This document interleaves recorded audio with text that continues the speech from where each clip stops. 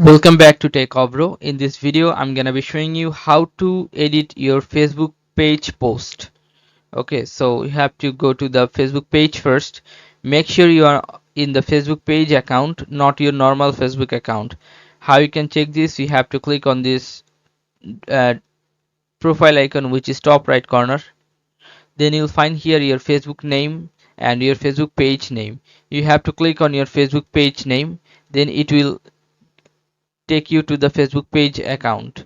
Okay, now you have to click on this Facebook page name again on the top left corner.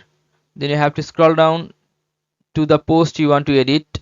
Like this post I want to edit, you have to click on this three dot beside the name of the post. Then you have to click on edit post. Now you can write anything you want and you can click on save.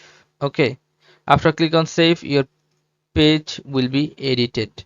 So this is how you can edit a post in Facebook page. Guys, if you find this video helpful, then please give a thumbs up and don't forget to subscribe the channel. Thank you so much for watching the video.